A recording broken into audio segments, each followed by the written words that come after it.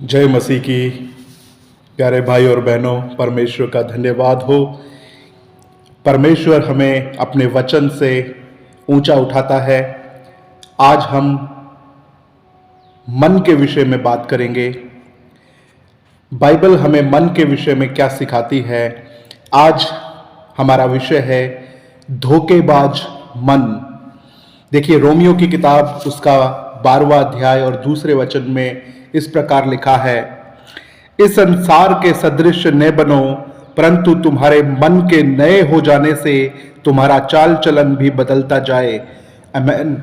तो वचन बताता है कि इस संसार के सदृश या संसार के लोगों के समान मत बनो।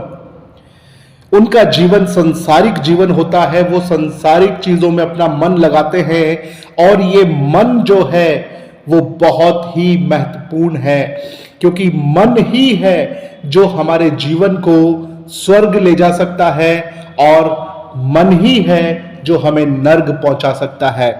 यीशु मसीह ने कहा, मन फिराओ क्योंकि स्वर्ग का राज्य निकट है। हमारा मन ही है जो हमें परमेश्वर के लिए बदलना होता है। आज संसार के लोग कहते हैं कि अपना धर्म बदलते हैं, लोग जाति बदलते, नहीं, सिर्फ अपना मन बदलना होता है। और शैतान क्या करता है, वो भी आपका मन संसारिक चीजों में और गंदी बातों में ले जाता है। शैतान भी आपके मन को मोड़ना चाहता है और परमेश्वर भी आपके मन के द्वारा ही आपका जीवन को नया करना चाहता है। इसलिए वचन में लिखा है कि इस संसार के सदृश ना बनो, वरन तुम्हारे मन के नए हो जाने से तुम्हारा चाल चलन भी बदलता जाएगा। जब आपका मन नया होगा तब आपका चाल चलन भी बदलता जाएगा। जब हमारा मन अंदर से, भीतर से हमारा मन नया होता है, परमेश्वर के वचन के द्वारा, परमेश्वर के सामर्थ के द्वारा जब हमारा मन नया बनता है, तब हम आत्मिकता में बढ़ोतरी को पाते हैं और शैतान की नजर भी आपके मन पर ही होती है।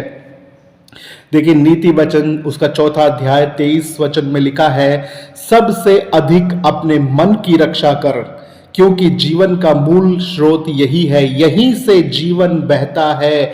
आपका मन ही है जो जीवन का मूल स्रोत है। इसलिए परमेश्वर का वचन कहता है कि सबसे अधिक तू अपने मन की रक्षा कर। आज मनुष्य सबसे ज्यादा अपने धन की रक्षा करता है, अपने पैसे की ज्यादा रक्षा करता है, अपनी चीजों को संभालता है, पर बाइबल हमें बताती है कि हमें अपने मन को संभालने की आवश्यकता है। हमें अपने मन की रखवाली करने की आवश्यकता है। अपने मन को भटकने से हमें बचाना है। अपने मन को हमें खुला नहीं छोड़ना है, क्योंकि देखिए, जिस प्रकार एक कुत्ते को या एक जानवर को हम खुला रख देते हैं, अपने पालतू जानवर को खुला छोड़ते हैं, तो वो कहाँ गंदगी में जाकर अपना मुंह को मारता है। लेकिन परमेश्वर का वचन में लिखा है, सबसे अधिक अपने मन की रक्षा कर, यानी कि हमें अपने मन को ख्याल करना है, उस मन की रक्षा करनी है, उसको भटकने नहीं देना है, लेकिन उसको परमेश्वर के वचन में बांधना है, उसको परमेश्वर के वचन में लगाना है, ताकि वो परमेश्वर के वचन की ओर बढ़ता जाए। क्योंकि जीवन का मूल स्रोत वही है, वहीं से जीवन बहता है, इसलिए उसे खराब ना होने दे। यिर्मयाह की किताब में लिखा है 17 अध्याय के 9 वचन में, बहुत सुंदर वचन है, मन तो सब वस्तुओं से अधिक धोखा देने वाला है और उसमें असाध्य रोग लगा है। देखिए, वचन बता रहा है कि मन तो सब वस्तुओं से अधिक धोखा देने वाला है। मन ही है जो आपको सबसे ज्यादा धोखा देता है। धोखेबाज मन सबसे अगर आपको ज्यादा धोखा देता है, वो आपका दोस्त नहीं है, आपका पड़ोसी नहीं है, आपका रिश्तेदार नहीं है, आपका शत्रु भी नहीं है, लेकिन सबसे ज्यादा धोखा देने वाला आपका मन है। और ये मन जो सबसे बड़ा धोखेबाज है, वो आप ही के साथ रहता है और आप हमेशा उसी की बात को सुनते हैं, अपने मन की बात को सुनते हैं, पर आपका मन तो धोखेबाज है। सबसे अधिक धोखा वो आपको देता है।